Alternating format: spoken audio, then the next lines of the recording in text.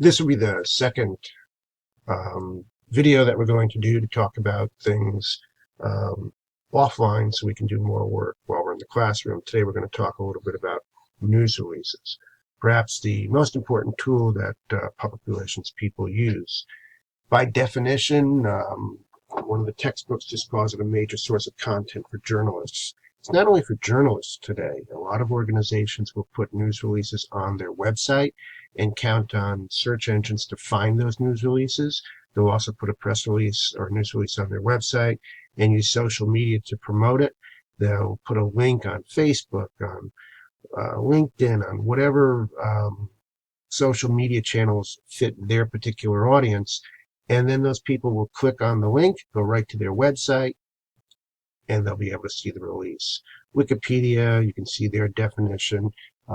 Directed at members of the news media, again, not always, and for the purpose of announcing something ostensibly newsworthy. That's where we get into a debate. What is newsworthy? And that's why it becomes valuable sometimes not to distribute it directly to the news media, but to bypass the news media, use the format to put it on your website, let people find it.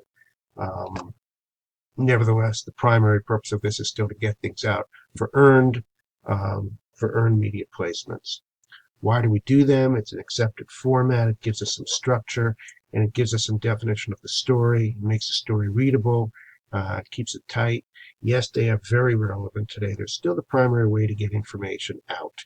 They've evolved from being just a lot of words to including all kinds of links, all kinds of other media in them, as well as the backlinks for things like search engine marketing and search engine optimization. Video one talks a lot about what's in them, including things like identifying the organization, identifying the contacts, and just a good story and a lot of information. As I said, they go to reporters, they go to editors, they go to producers at electronic media. You create a media list of reporters that are covering the topic that you're writing about. And that list should be updated and as personal as possible. We'll talk about that another time.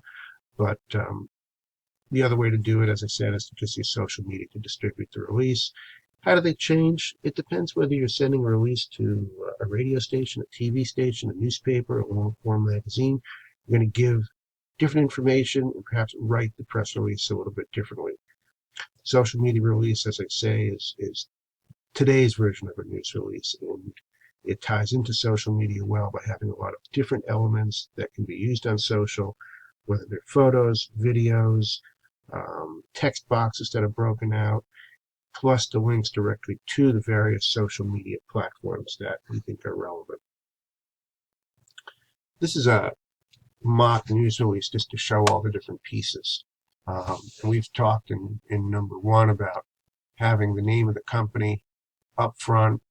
It's clearly labeled news release. Beautiful, elegant logo here, as you can see. Here's the contact information. And we talked in video one about having both during hours, after hours. I don't think today that you need to put a fax number on there, but your email address, and if you want it, your Twitter address, your LinkedIn, however you want to be reached. The immediate release is pretty much today what everybody uses. Again, we talked in video one about embargo dates. Embargo dates are when you give them a release today and say, hey, don't publish this for 24 hours or for a week. In today's 24-hour news cycle with things as competitive as they are, that's probably not going to happen. Certainly, I wouldn't do a broad distribution with an embargo date on it. If you have a special relationship with a reporter and you've got a deal, maybe you're going to do that for them. Here's your dateline. Where is the release originated? Or in the world of PR, a lot of times it's going to be where the release takes place. So even though you're sitting in Madison, New Jersey, if you're writing a release that's going to be issued at a trade show in Timbuktu, your dateline is going to be Timbuktu and the date that you want it to go out. Let's see, international working experience are a must in today's world. And we go on and we get the lead there. It's an okay lead. And then you're going to build your story down here. I like this structure of a lead. and write into a quote to illustrate it, makes the story come alive, and then we're going to build the story up. Here's the boilerplate. We talked about that yesterday, or in the other in video 1. And here's the end mark, which we talked about in video 1. I use 30. It's a wire service way of doing it, and they're using the 3. They're using hash marks, so you can use asterisks as well. Textbook or an article I read says this is the amount of effort to put in. The biggest effort goes into the headline and subheads. Again, that's primarily to attract attention. The next biggest amount goes into the lead. I think that might be closer to 30 and 35%.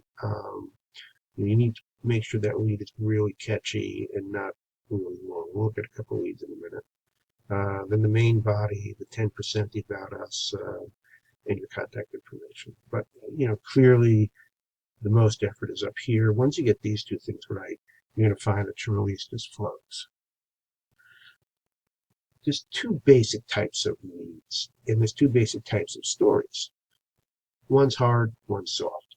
You can call them breaking, you can call them features, you can call them news features. One's hard, one's soft. A hard lead is for an event, something that's happening. Representative Rodney Frelinghuysen today said he would attend a town hall meeting in Boonton Township, New Jersey. That's a hard news lead if you've been following that issue. He hasn't had a town hall meeting in ages and people are upset. Or you might approach it this way. Joe Smith has been trying to talk to Rodney Frelinghuysen for 2 years. He finally got a chance to do so Thursday night when Frelinghuysen showed up at a town hall meeting. Same story, it's a little bit softer approach. One is more of an announcement, or it's happening now, breaking news. And the other is going to focus more on this guy who finally got to talk to Frelinghuysen. You can write any story either way, and you and your editor or your client will decide which approach to take. A lot of times today, hard news, breaking news is done with a hard lead. So when something first happens, you're making the initial announcement, you're going to use a hard lead. People like to hear stories, so we use a soft lead and we use more of a featurey approach. Any lead you write, you're going to focus on the 5 W's, who, what, when, where, how, why. If the lead is soft, you may not get all these into the lead, into the first paragraph. You have to figure out what the most important part of the story is, and that's where you're going. Even if you're going to use a soft lead and tell it through somebody's, a character's eyes, or show a specific situation that outlines that, you need to decide what your main point is, because that's how the rest of the story is going to flow. The following paragraphs are where you build the story up, where you explain why, what's going on, you bring in your quotes, your illustrations, and that sort of thing. Okay. Be specific, particularly in a hard lead. You want to be as specific as possible up front without putting in a whole lot of information that's going to drive people away.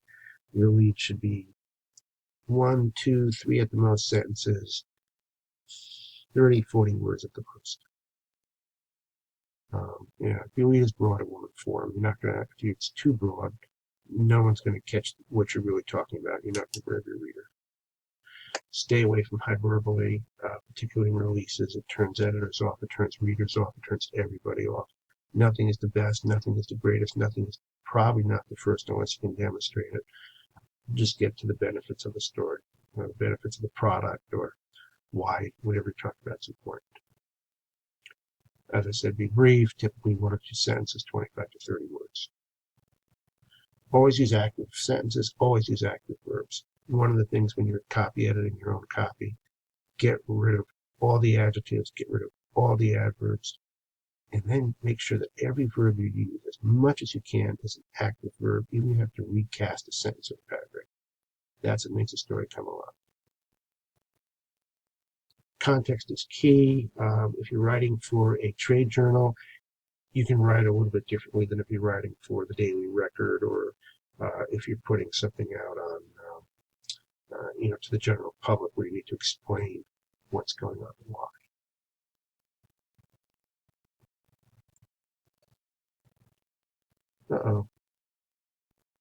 Okay, be credible. You have to deliver on what you promise. So let's look at a couple of releases real quick. This I pulled off of Business Wire today. Business Wire is a distribution service. Interexon to construct new data centers in Frankfurt, London, and Stockholm. I have no idea what this company is, but if we were in this field, we probably would know, and this might be of interest to us, especially if we were in Europe. Continued demand, so this tells us that the company's doing good. On Business Wire releases, they tend to put the contact information on the bottom because of the way this is read electronically. Well, let's look at our lead. Here's the date. Here's the date line, and it's distributed by Business Wire.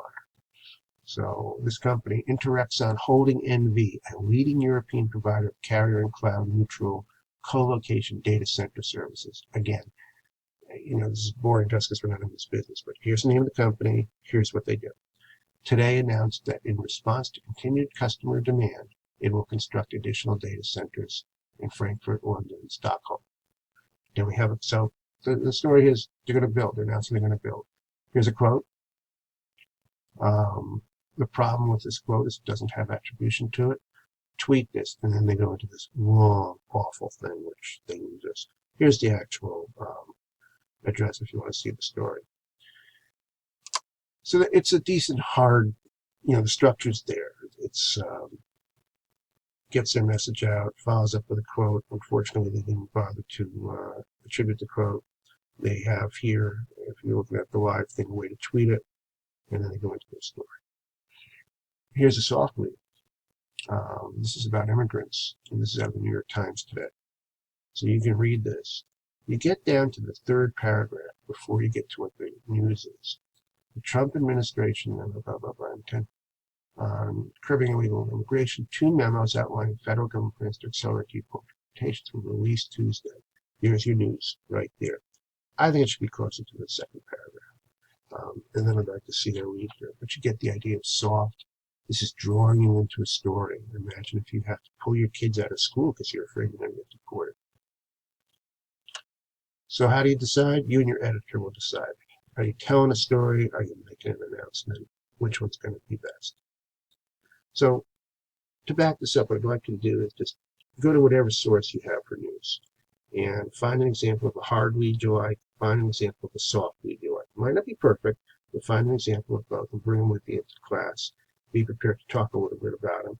Think about why they decided to write them that way. And do you agree? Would you have made a change? We'll talk more about leads and about the rest of the story when we're in class. Thanks. We'll see you in class.